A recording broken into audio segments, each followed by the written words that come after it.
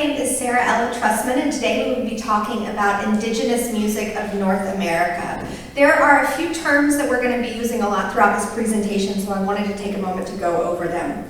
We're going to talk about tempo and rhythm. This is the underlying musical pulses and how they are organized. They're usually in groups of 2 or 3, so there's duple, which is da, da, da, da, or triple, da, da, da, da, da, da, and this is referred to as meter. We're also going to be discussing scales, the number of discrete pitches used, as well as the interval or the distance between these pitches. European and Western music uses an 8-note scale. We'll also be talking about blended versus unblended unison. This is when singing together as a choir.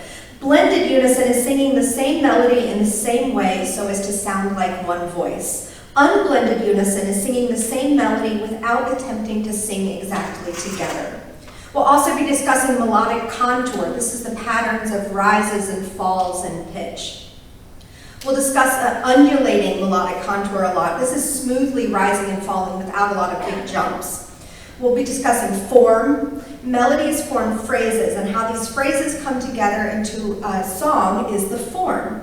There's strophic, which is one melody repeated with different words. There's iterative, the same phrase repeated over and over. And then there's through composed, when new melodic material is continuously presented.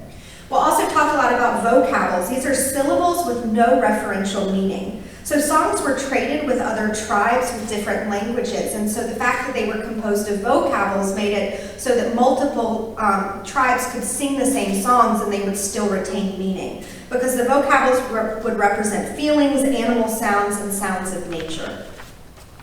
We're going to be discussing the 6 different regions of Native American music, and we're going to be starting in the Eastern Woodlands.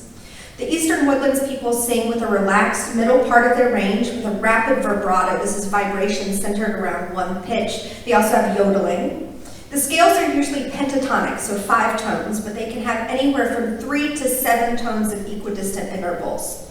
The melodies undulate, they rise and fall gently with a descending inflection. There's frequent change of meter and syncopation. There's also a lot of call and response with a solo leader and a chorus of dancers. This becomes increasingly elaborate and may end in polyphony or part singing, which is unique to this region. Vocables are used more often than text, and in fact, some songs are composed of nothing but vocables.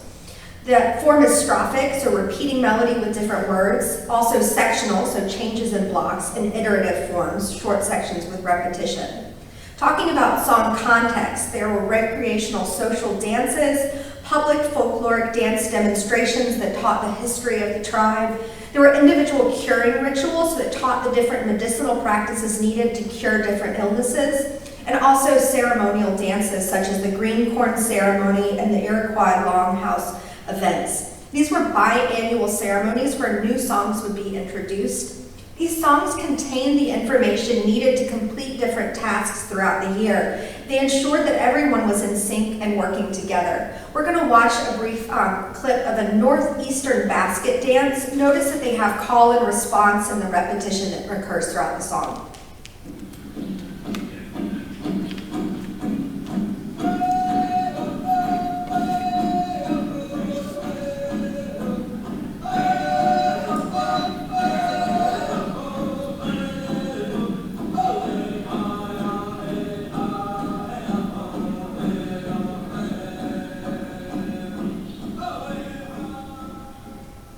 Next, we move to the plains. They use a tense and nasal vocal quality with over a wide range of over 2 octaves. Scales utilize 4 or 5 equidistant tones. They have a cascading terraced melodic contour. This is descending by steps, so it falls and then it stays on one pitch, and then would fall again and stay on one pitch.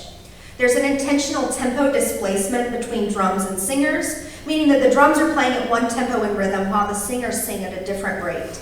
They also were sung in unblended unison, mostly by men, and vocables only or words of vocables would compose the songs.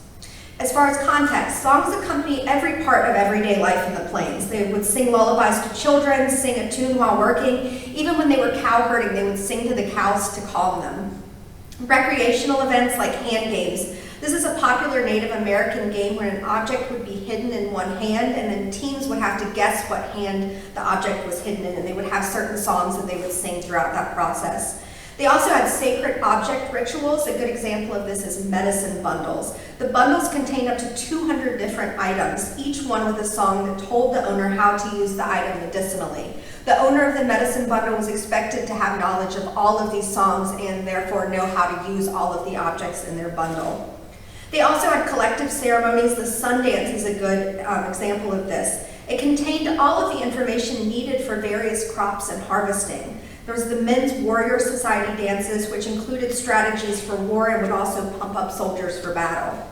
We're now going to hear a war dance song sung in unblended unison.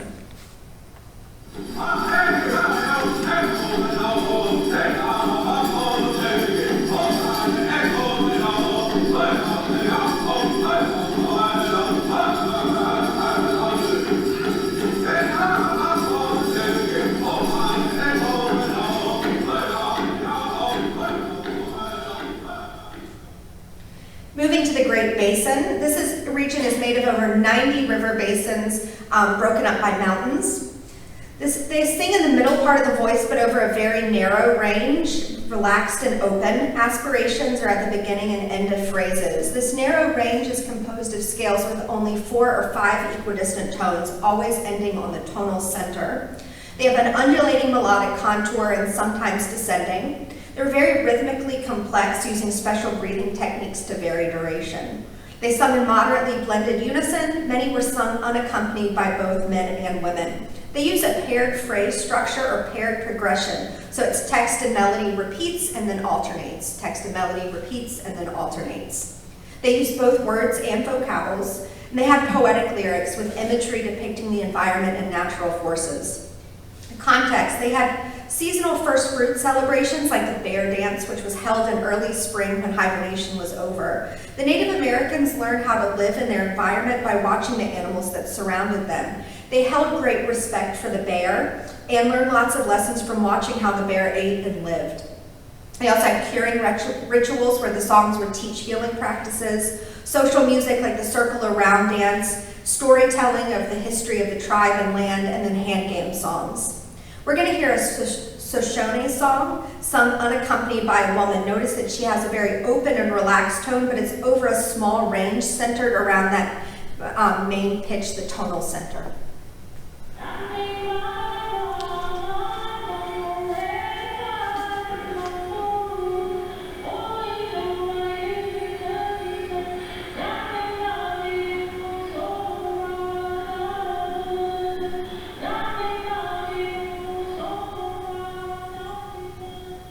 We move next to the Southwest, where there's 3 different people groups. The Pueblos sing mostly open or relaxed, and the Apache and Navajo people sing with a nasal, intense tone. They use the lower range with an occasional venturing into the falsetto. Mostly male singers and dancers. The Pueblos sing in unblended unison, while the Apache and Navajo sing in blended unison. The Apache and Navajo use a complex sectional 5-part form, while mainly Pueblos sing in a strophic form. They have intricate poetry with vocables as dictated by tradition. They were rhythmically complex with patterned pauses, frequently changing meter and a duple-based pulse. The melodic contours had a beginning upward leap, followed by an undulating descent and cascades. The scale consists of 5, 6, or 7 equidistant tones. The context are life cycle ceremonies like the girls' puberty ceremony, which was celebrating the life cycle of the female and coming of age, curing ceremonies and hunting ceremonies, seasonal agricultural ceremonies like the Kachina dance and corn dance, and then on holidays. Now the Kachina dances are centered around these Kachinas, which are spiritual beings that teach lessons and bring blessings. They were annual ceremonies that lasted for months, like literally from November to July. And they included a 9-day flute ceremony. We're going to hear an Apache mountain spirit dance song. Notice that they have the vocables representing animal sounds.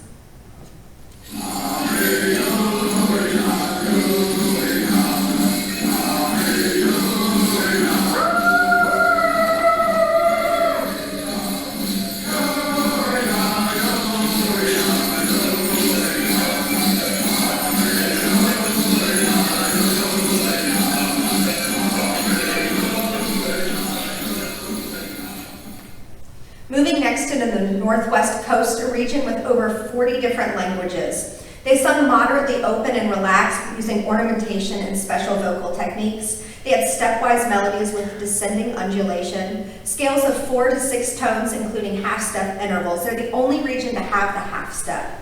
They had moderately blended unison with some polyphonic part singing, strophic and sectional with a poetic text, vocabal, refrain, poetic text, vocabal, refrain.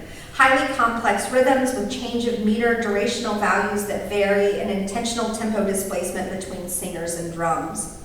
They had something called a potlatch feast, and these were feasts that celebrated marriage, a new home or totem pole, birth or major event. They passed along songs in a form of communal banking at these events. So they believed in cultural ownership of songs. Songs were owned by individuals or different groups. They would meet and trade or gift songs. Wealth was actually determined by the songs you owned and thus the information you retained. During the initiation rituals, you would learn the deeper meaning of each song as you reached higher levels of initiation. There was also seasonal dance ceremonies that taught and reminded the tribe of what they needed to know to live in that season on the land. And then, of course, gambling events and games. We're going to see a canoe dance. Notice how the dance keeps the rhythm of the oars in sync.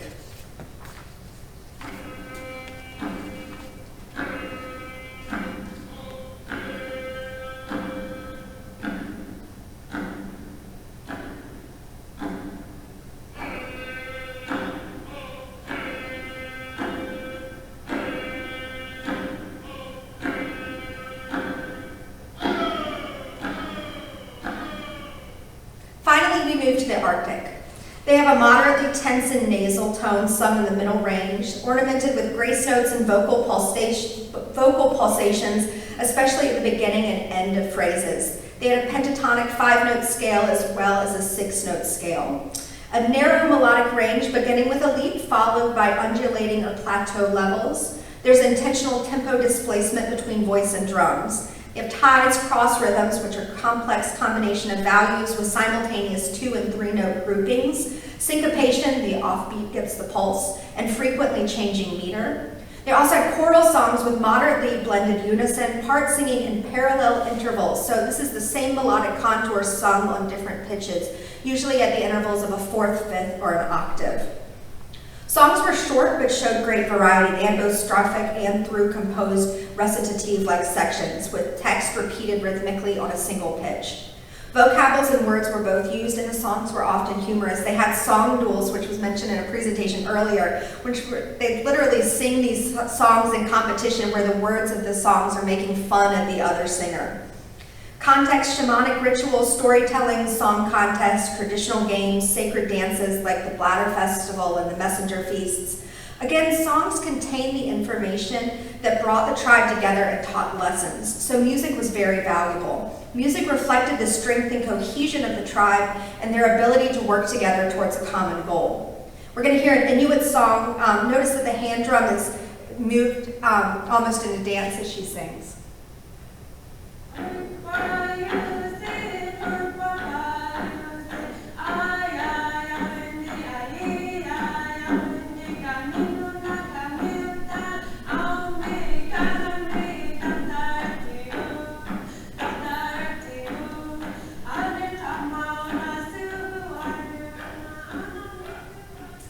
As North America became occupied by European settlers, indigenous music was made illegal, so most of it went underground and was ultimately lost.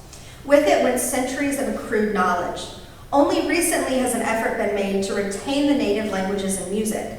Much of what we believe to be spiritual or religious hokum served a very practical purpose, and so more effort needs to be made to understand this highly complex music and the information it contains. Thank you.